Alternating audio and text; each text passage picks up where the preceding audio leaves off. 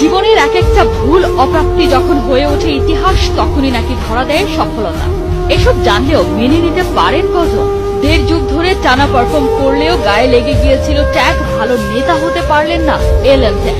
নামের ভারেই নাকি পড়েন অধিনায়কত্বের আর্মব্যান্ড। আর যাই হোক, লিডার ও নয়, খোদ ম্যারাডোনাই তো ভাবতেন এমনটা। যে যাই বলুক, লিওনেল মেসিও তো মানুষ, তারও তো কষ্ট হয়। দিনের পর দিন শুনেও না শোনার ভান করা, সাকসেস টেক্স টাইম এই মন্ত্রে বিশ্বাস রাখা ছেলেটাও সেদিন তাই ভেঙে চৌচির হয়ে গিয়েছিল। হয়েছিল আপাদমস্তক ক্লান্ত পথচারী। জানিয়ে দিল ইটস ওভার ফর মি। ফুটবলকে বিদায় বলায় নিন্দুকরা বিজয় মিছিল করলেও সেদিন মেসির জন্য রাজপথে নেমে পড়েছিলেন হাজার হাজার আর্জেন্টাইন। সেদিন বুয়েনোস আইরেসের ঝড় বৃষ্টিকে উপেক্ষা করে সবাই হাজির মেসি ফেরার আর্তনাদে। সবার একটাই কথা, তোমায় ছাড়া আমাদের চলবে না, কারণ লিও মানেই তো বিশ্বাস। সারা দিয়ে লিও ফিরলেন, তবে ফিরতে পারলেন কি?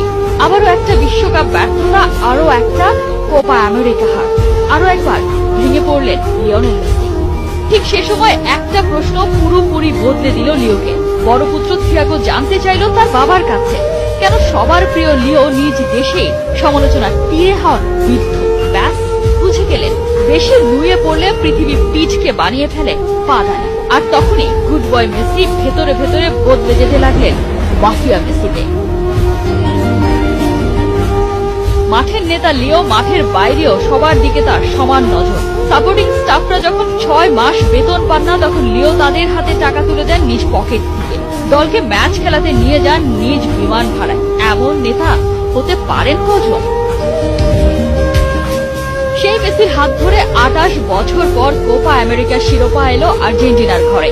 36 বছরের শিরোপা খরা খোঁচাতে 36 ম্যাচে আনবিটেন থেকে মেসিরা এলো বিশ্বকাপে। এবার ওদের ঠেকায় কে? তবে যে গল্পের নায়ক মেসি, সে গল্পের স্ক্রিপ্ট লিখবে স্বয়ং ঈশ্বর। আর সে গল্পের পরতে পরতে থাকবে শুধুই রোমাঞ্চ। সে গল্প আপনাকে হাসাবে, কাঁদাবে, গা শিউড়ে দেবে। সে গল্পটা হয়ে উঠবে একটা মহাকাব্য।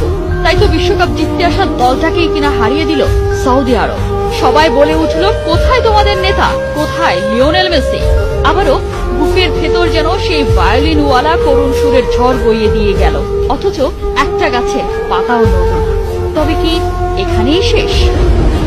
এবার আর লিও ভেঙে পড়েননি। জানতেন এবারের এই যুদ্ধে তিনি আর নন নিঃসঙ্গ শেরপা। এখানে ডিপল হয়ে উঠেছেন বডিগার্ড। বলেন লিওর জন্য যুদ্ধে যেতেও রাজি। সেদিনে সে ছোট্ট হুলিয়ান আলভারেজ বলেন, মেসির হয়ে মাঠে দৌড়াবো আমি। পারাদেসের দৃপ্ত কণ্ঠ, মেসির জন্যই জিততে চায় বিশ্বকাপ ট্রফি। মেসির প্রতি এমি মার্টিনেজের ওয়াদা শুনে